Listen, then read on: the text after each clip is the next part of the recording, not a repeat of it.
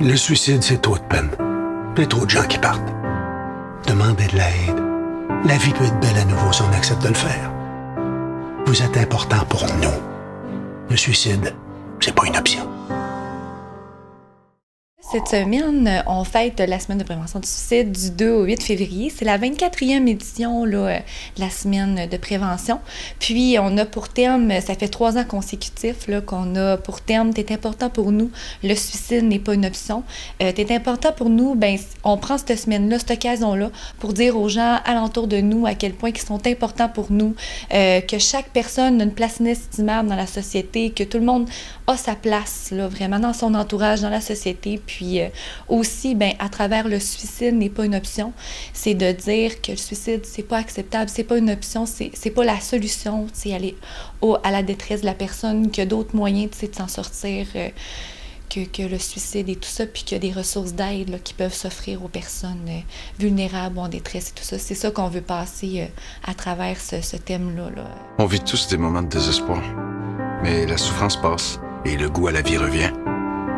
Et pour ça, il ne faut pas rester tout seul avec notre détresse, il faut parler. Et le suicide est vraiment pas une option. C'est important pour nous.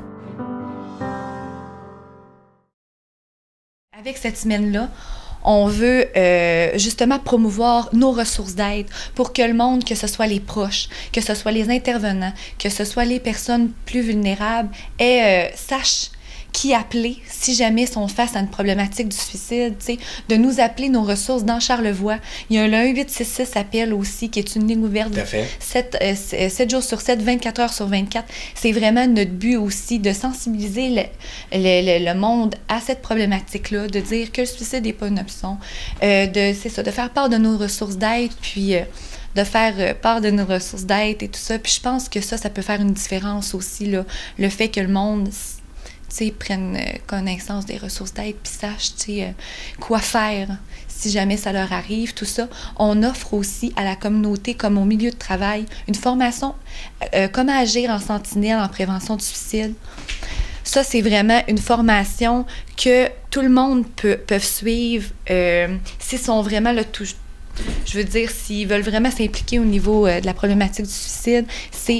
Cette formation-là permet d'outiller les gens à savoir comment approcher quelqu'un le plus vulnérable, comment poser la question, comment lui donner des ressources d'aide. Ça peut être vraiment un moyen aussi de renforcer ça, de renforcer ce filet de sécurité-là, plus il va y avoir de monde informé, plus il va y avoir de monde formé, bien, plus le filet de sécurité autour des personnes plus vulnérables va être fort, puis va être solide, Puis c'est en faisant des activités de sensibilisation aussi, là. Tout à fait. Comme on en fait cette semaine, on va à la formation des adultes auprès des jeunes, justement, pour aller les sensibiliser, leur donner des ressources d'aide, leur parler de la problématique du suicide, c'est quoi, détecter, peut-être les signes précurseurs, hein. Vraiment, là, les sensibiliser à ce niveau-là, pour que, quand ils ressortent de là, ben, il y ait de quoi, à voir si jamais ça leur arrive. Puis fait que nous, on fait vraiment tout ça pour essayer le plus possible que la population soit au courant de la problématique puis sache quoi faire, là, si jamais il arrive quelque chose. 3 Québécois s'enlèvent la vie chaque jour. On est donc des milliers à avoir perdu un proche par suicide, dont moi. C'est un deuil très douloureux. Si vous vivez une période difficile, parlez-en à vos proches. Vous êtes important pour eux. Le suicide n'est pas une option. Les parents de ces enfants-là, ces enfants qui ont des idées noires comme ça, est-ce qu'ils interviennent parfois? Est-ce qu'ils vous appellent? Oui. Ben, on a beaucoup, d'appels, autant de personnes, plus des tiers qui s'inquiètent, des personnes qui s'inquiètent, des personnes que les personnes eux-mêmes, parce que c'est difficile quand tu as des pensées suicidaires, d'appeler directement, de demander de l'aide directement. Souvent, ça se fait par les proches qui s'inquiètent, qui ont remarqué des choses, pas normales dans le comportement. Oui, souvent, on a des appels, puis ils veulent, s'investir. Puis nous, ben, notre mandat aussi, c'est de les coacher un peu là-dedans, de justement leur donner les moyens pour plus s'inquiéter, pour leur donner tout ce qu'il faut pour prendre la situation, puis avec eux, on gère ça. Disons à nos proches qui sont importants pour nous. S'ils vont pas bien, osons leur demander s'ils pensent à s'enlever la vie et allons chercher de l'aide avec eux. Le suicide, c'est pas une option. T'es important pour nous. On offre le service aux endeuillés aussi.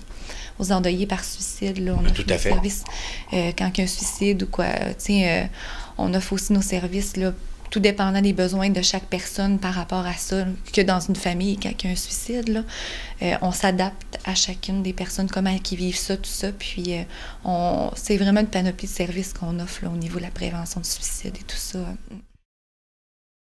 C'est sûr que nous, c'est des choses qui ressortent souvent là, depuis des années. Tu sais, je veux dire, justement, l'intimidation sur les médias sociaux, tout ça. Puis on entend beaucoup parler, puis on le voit aussi, ça, que c'était comme un nouveau phénomène, tu sais, qui vient d'apparaître. On n'avait pas ça avant, tu sais, je veux dire. Ça peut être aussi bon que ça peut être aussi néfaste aussi. Puis c'est de gérer ça aussi dans ces situations-là, quand ça arrive, c'est comment gérer ça, comment... oui, c'est un surplus, hein, c'est vraiment... Puis on entend parler, c'est pas pour rien.